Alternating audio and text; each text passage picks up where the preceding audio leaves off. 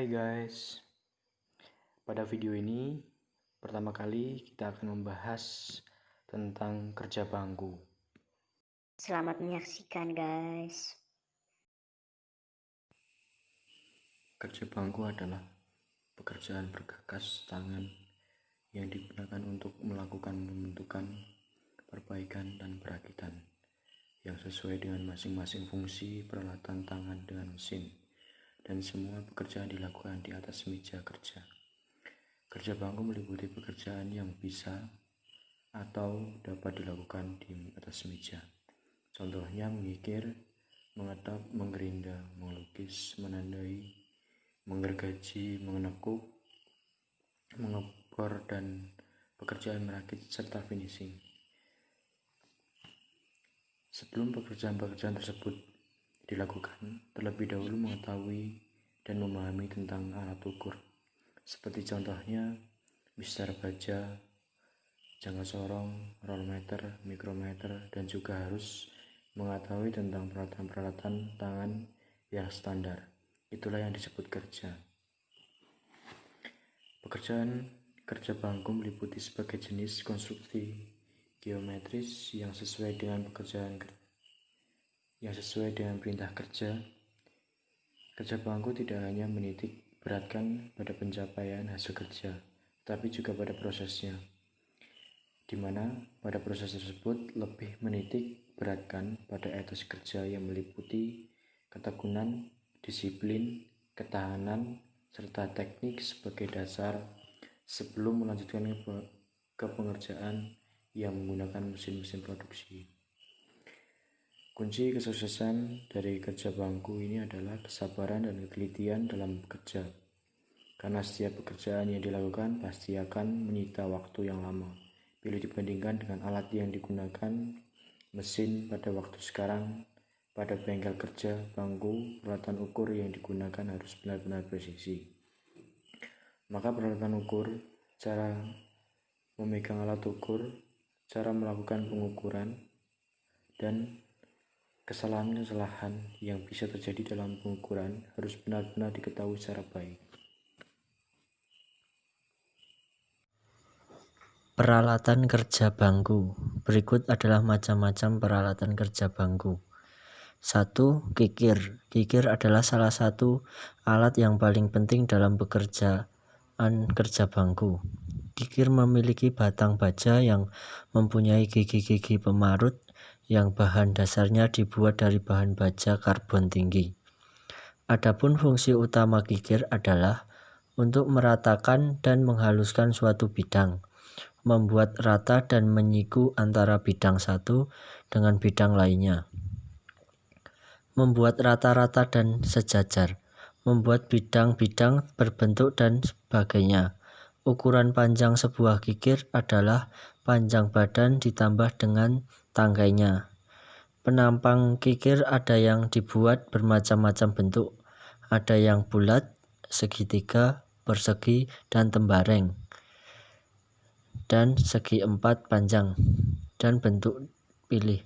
Kegunaan dari macam jenis penampang ini adalah untuk mengikir celah atau lubang bentuk bujur sangkar dan sebagainya. Yang kedua ada ragum. Ragum adalah alat untuk menjepit benda kerja. Untuk membuka rahang ragum dilakukan dengan cara memutar tangkai atau tuas pemutar ke arah kiri atau berlawan arah jarum jam, sehingga batang berulir akan menarik landasan tidak tetap pada rahang tersebut. Demikian pula sebaliknya untuk pekerjaan pengikat benda kerja tangkai pemutar diputar ke arah kanan atau searah jarum jam. Untuk beberapa jenis pekerjaan tertentu, teknik pengaturan tinggi ragum yang sesuai dapat dilakukan dengan aturan tersendiri. Tinggi ragum harus disesuaikan dengan bentuk dari benda yang akan dikerjakan dan dengan ketinggian orang yang menggunakan. Untuk pengikiran yang menggunakan tenaga yang besar, ragum harus dipasang lebih rendah. Untuk orang yang tinggi, biasanya ketinggian ragum diatur oleh alas yang rata, sedangkan untuk orang yang pendek, tinggi yang sesuai dapat diatur oleh alas kayu atau jeruji di atas lantai. Untuk beberapa jenis pekerjaan tertentu, teknik pengaturan tinggi ragum yang sesuai dapat dilakukan dengan aturan tersendiri. Ragum berfungsi untuk menjepit benda kerja secara kuat dan benar. Artinya, penjepitan oleh ragum tidak boleh merusak benda kerja. Biasa digunakan untuk menjepit benda kerja pada waktu pekerjaan mengikir, memahat, dan lainnya. Umumnya terbuat dari besi, tuang, atau baja tempa. Berdasarkan kapasitasnya, untuk mencekam dengan kuat atau memberikan tekanan tetap, ragum dapat digunakan untuk menyelesaikan berbagai masalah dalam produksi di bengkel-bengkel kecil, di mana umumnya memerlukan penyesuaian peralatan dan teknik atau metode untuk pekerjaan-pekerjaan secara manual dengan tangan. Operasi-operasi di bengkel besar akan memerlukan jig atau alat tekan yang dapat digabung dengan ragum tertentu atau alat lain dari ragum biasa. Bagian-bagian pada ragum. Ketiga, ada jangka. Jangka adalah suatu alat yang terdiri dari dua buah plat logam yang dapat bergeser pada salah satu ujungnya dengan suatu engsel. Yang keempat, ada meja perata. Meja perata ini berfungsi untuk menguji kerataan permukaan. Selain itu, meja datar digunakan untuk meletakkan benda kerja serta alat-alat menggambar. Biasanya meja perata atau surface table terbuat dari besi tuang, keramik, atau batu granit. Alat ini digunakan sebagai landasan untuk memukul atau meratakan benda kerja yang bengkok. Harus diusahakan agar permukaan meja datar ini tidak rusak atau cacat, dan hasil lukisan atau pekerjaan yang dikerjakan tetap baik. Yang kelima, ada penitik. Penitikan adalah suatu proses penandaan dengan jalan menekan pada bagian yang diinginkan di benda kerja. Penekanan ini dilakukan terhadap benda kerja yang lebih lunak dibanding dengan kekerasan dari penitik itu sendiri. Yang keenam, ada penggores. Penggores adalah suatu alat yang sederhana dan digunakan sebagai alat tulis untuk melukis benda-benda keras. Alat ini dibuat dengan ujung yang runcing dan tajam, serta lebih keras dari benda kerja yang digores. Ujung penggores umumnya mempunyai sudut 20 sampai 25 anu. Yang ketujuh, ada Mr. Baja. Kegunaan Mr. Baja yang pertama yaitu untuk mengukur benda kerja, yang kedua mengukur panjang, lebar, dan tinggi. Yang ketiga, pengukuran dengan satuan milimeter, sentimeter, inci. Bagian Mr. Baja ada bagian muka, bagian belakang. Yang kedelapan, ada gauge. Pengukuran tinggi adalah suatu alat digunakan untuk mengukur ketinggian atau memeriksa ukuran tinggi benda kerja dan sekaligus dapat difungsikan untuk penanda atau pelukis pada bagian benda yang diukur atau garis gambar. Alat ini terbuat dari baja perkakas. 9, ada gergaji. Gergaji adalah sejenis alat yang digunakan untuk memotong sesuatu. Mata gergaji berbentuk gerigi dan berbentuk gigi gergaji tergantung pada bahan yang dipotong, misalnya kayu atau logam. Ada banyak jenis gergaji, antaranya merupakan peralatan tangan yang bekerja dengan kekuatan otot. Beberapa gergaji memiliki sumber energi lain seperti uap, air atau listrik dan lebih kuat dari gergaji tangan. Gergaji biasanya menimbulkan suara bising. Menggunakan gergaji untuk memotong bahan agak berbahaya karena tepinya yang tajam. Bagian suatu benda yang dipotong gergaji bisa terbang tanpa disadari dan berbahaya buat pernapasan, mata, dan kulit. Gergaji banyak digunakan untuk memotong berlian atau intan, besi, kayu, atau sesuatu bahan keras lainnya. Gergaji yang paling sering digunakan adalah untuk memotong bahan keras. Gergaji digunakan secara ekstensif dalam kehutanan, konstruksi, pembongkaran, kedokteran, dan berburu. Gergaji musik digunakan sebagai instrumen untuk membuat musik. Gergaji kayu atau papan panjang kayu persegi untuk digunakan dalam konstruksi, dimulai dengan penebangan pohon dan pengangkutan kayu untuk penggerajian. Plane sawing adalah untuk menggeraji kayu untuk pemakaian struktural, biasanya plane saw, juga disebut flat saw. Metode membagi log yang menghasilkan hasil maksimum potongan berguna dan karena ekonomi terbesar. Menggergaji triwulan. Metode menggergaji menghasilkan tepi butir atau kayu vertikal, keuntungan di mana cincin pertumbuhan tahunan berjalan lebih konsisten, tegak lurus terhadap wajah potongan yang lebih luas. Bagian-bagian gergaji ada bingkai, tangkai, pasak daun gergaji, mur, kupu-kupu.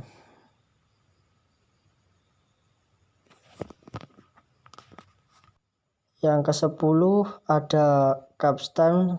Stempel terbuat dari baja paduan yang tidak dikeraskan karena sifatnya harus ulet dan cukup keras, bisa mengalahkan benda yang distempel. Stempel adalah alat yang digunakan untuk mencetak angka-angka atau huruf pada benda kerja. Stempel digunakan untuk menandai atau memberi identitas suatu produk atau benda kerja yang terbuat dari logam. Stempel ini juga dapat digunakan sebagai tanda kepemilikan masing-masing siswa. Biasanya digunakan nomor induk atau nomor absen siswa yang bersangkutan. Yang 11 ada pahat. Pahat adalah peralatan yang sangat penting dalam kerja bangku. Peralatan tersebut merupakan peralatan pokok untuk membuat celah sambungan, melubangi, dan membentuk benda kerja. Pahat untuk membuat celah dan melubangi harus dipukul dengan palu. Bentuk ujung pahat disesuaikan dengan jenis pekerjaan dan cara penggunaannya. 12 ada penyiku. Penyiku adalah siku-siku yang digunakan untuk menyiku benda kerja. Siku-siku geser digunakan untuk mengetahui kesikuan atau pembanding kesikuan sudut yang tidak membentuk 90 derajat, sedangkan siku-siku dipergunakan untuk mengetahui sudut yang dibentuk adalah tepat 90 derajat. 13 ada tap. Merupakan alat yang digunakan dalam kerja bangku sebagai peralatan produksi yang berfungsi sebagai pembuat ulir dalam atau drat. Dalam praktikum yang dilakukan, tap yang digunakan adalah tap tangan yang terbuat dari bahan baja karbon yang dikeraskan. 14 ada senai. Senai adalah alat yang berfungsi untuk membuat alur pada benda hasil pengeboran atau membuat ulir skrup luar. 15 ada gunting plat. Merupakan peralatan manual yang berfungsi sebagai alat memotong plat yang berukuran pendek atau yang sulit dijangkau oleh mesin pemotong, serta untuk memotong plat yang berbentuk radius atau lingkaran. Selanjutnya yang ke-16 ada palu. Palu digunakan untuk memukul benda kerja yang pada pekerjaan memahat, menggiling, membengkok, dan sebagainya. Menurut bentuknya, palu dibedakan dalam beberapa jenis, yaitu palu permukaan bulat dan bentuk kepalanya lancip, palu konde bentuk muka bulat dan pucuknya seperti bola, palu penmuka segi empat dan pucuknya lancip seperti palu tembaga. Selanjutnya ada jangka sorong. Jangka sorong vernier caliper atau jangka sorong adalah alat ukur presisi sehingga ia dapat digunakan untuk mengukur benda kerja yang secara presisi atau benda kerja dengan tingkat kepresisian 1-100 mm. Ketelitian dari alat ukur ini biasanya 5-100 mm. 14 mesin bor. Mesin bor adalah alat untuk melubangi benda kerja dengan tenaga mesin. Mesin bor yang digunakan pada kerja bangku ada dua jenis, yaitu mesin bor bangku untuk pekerjaan-pekerjaan yang kecil sampai sedang dan mesin bor tiang untuk pekerjaan yang lebih besar. Untuk penjelasan selanjutnya yaitu mengenai pengikiran. Perkenalkan, nama saya Kadek Novendi, NIM 2018-01-2011. Di sini akan saya menjelaskan cara pengikiran yang baik dan benar. Sobat kursus CNC, mengikir adalah salah satu dari kerja bangku yang bertujuan untuk melakukan proses pemakanan tatal pada benda kerja yang proses pengerjaannya secara manual. Biasa dilakukan untuk mengurangi ketebalan benda kerja, membentuk, meratakan, hingga menghaluskan benda kerja. Kikir dibedakan dua jenis, kikir halus dan kikir kasar. Berikut ini kami akan mencoba menjelaskan bagaimana cara pengikiran yang baik dan benar diambil dari berbagai sumber. Dalam setiap proses industri, ada standar operasional prosedur SOP, begitu juga dengan proses pengikiran, namun SOP tersebut tidak akan dibahas di sini, melainkan hanya teknik kerja umum pengerjaan pengikiran. Standar teknik kerja tersebut antara lain memilih dan menyiapkan tempat kerja. Tinggi tempat haruslah disesuaikan dengan bentuk dari benda kerja yang akan dikerjakan dan ketinggian si pengikir yang melakukan pengikiran. Melemaskan sendi-sendi tangan. Posisi kerja memperlihatkan bagaimana kecakapan seseorang bekerja selama mengikir benda. Berdiri di sebelah kiri benda kerja atau material dengan posisi kaki tetap pada tempatnya. Jarak antar kaki disesuaikan dengan panjang kikir. Sudut antara proses tanggem dan kaki kira-kira membentuk sudut 300 derajat, sedangkan untuk kaki kanan membentuk sudut kurang lebih 75 derajat. Melakukan gerakan utama atau dasar sebanyak mungkin. Badan berdiri tegak pada posisi pemulaan dan selanjutnya condong ke depan selama pengikiran berlangsung. Sementara posisi kaki kanan tetap lurus selama proses pengikiran berlangsung. Sedangkan arah pandangan mata selalu terpusat diarahkan melihat pada benda kerja yang akan dikerjakan atau dikikir. Penjepitan benda kerja atau ragum atau catok. Ragum atau catok adalah suatu peralatan yang dipakai untuk menjepit benda kerja pada saat proses pengikiran selesai. Itu ragum atau cocok biasa juga digunakan untuk menggergaji, memahat, dan lain-lain. Dalam pengerjaannya biasanya digunakan ragum sejajar. Spesifikasi ragum. Pada umumnya ragum terbuat dari besi tuang kenyal atau baja tuang. Yang terpenting dalam pengikiran adalah pemasangan ragum harus kuat. Banyak sekali jenis-jenis ragum yang digunakan untuk bermacam-macam pekerjaan tangan. Rahang atau jauh atau mulut dapat diganti dan dikeraskan hardened jauh apabila ragum dipakai setiap hari. Permukaan yang saling bergesekan dan berulir harus sering dibersihkan dan diberi oli atau dilumasi.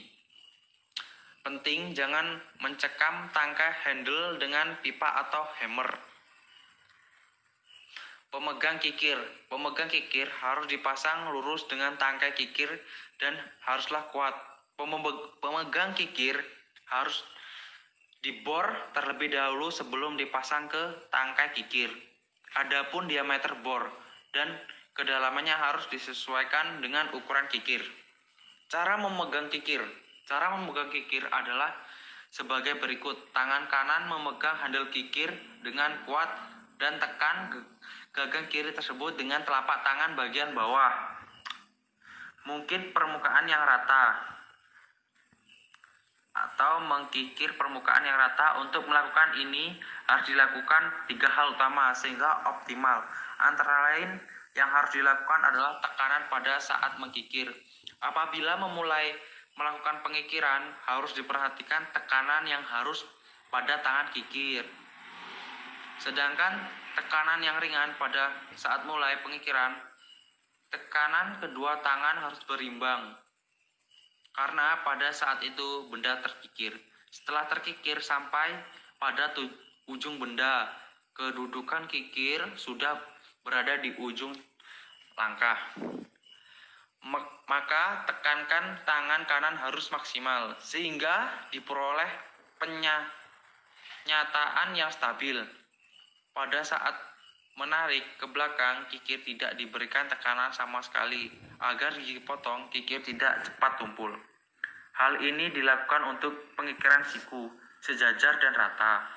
Kualitas yang biasa terjadi pada pemula adalah belum stabilnya gerakan ayunan atau tarikan dan dorongan kikir sehingga menyebabkan benda menjadi cembung.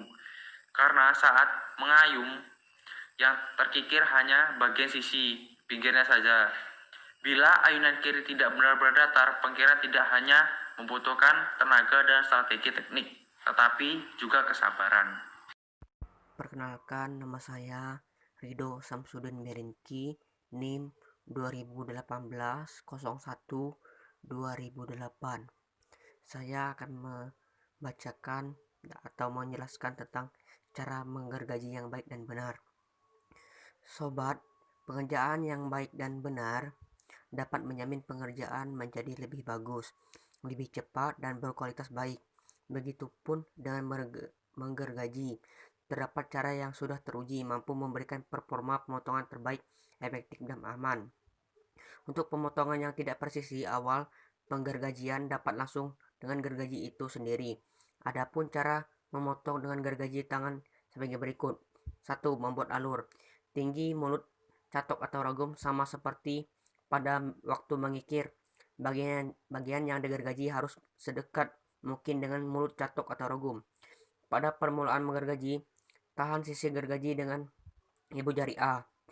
Namun, untuk pemotongan yang agak presisi B, sebelum digergaji, benda kerja harus ditandai terlebih dahulu dengan kikir segitiga sebagai jalan awal penggergajian. Kedua, awal penggergajian. Sebagai awal penggergajian, kedudukan gergaji menjudut kurang lebih 15 derajat. Selanjutnya, gergajilah bagian sisi terlebih dahulu yang lambat laun sudutnya makin kecil. Pemotongan benda kerja. Potonglah benda kerja pada bagian yang terdekat dengan mulut catok atau ragum. Untuk pemotongan yang berat, tekanan gergaji cukup besar. Namun untuk pemotongan yang perlu lurus hasilnya, tekanan gergaji harus ringan. Mulailah dari sisi depan dengan posisi gergaji menukik dengan kemiringan sedang. Tekanan diberikan saat digergaji didorong ke depan. Tekan dikurangi pada saat gergaji ditarik mundur. Untuk memudahkan pemotongan, berbagai macam bahan yang akan digergaji dapat dipilih daun gergaji dengan jumlah gigi yang sesuai. Bahan lebih lebar. Bila bahan yang digergaji melebihi lebar sengkang gergaji, maka pemasangan daun gergaji harus diputar 90 derajat. Sekian. Untuk penjelasan selanjutnya yaitu mengenai pembuatan produk yang dijelaskan dengan menggunakan gambar komponen, yaitu 3 komponen yang akan dijelaskan oleh Ridho. Perkenalkan, nama saya Ridho Samsudin Meringki. Saya akan menjelaskan tentang menggergaji dan mengikir. 1. Upper press, housing press, dan bottom press. Benda kerja yang berupa besi dengan memiliki panjang 160 mm dengan berdiameter seperti gambar. Untuk proses pengerjaannya hendaknya yang pertama yaitu menyiapkan alat seperti penggaris, jangkau sorong, dan lain-lain.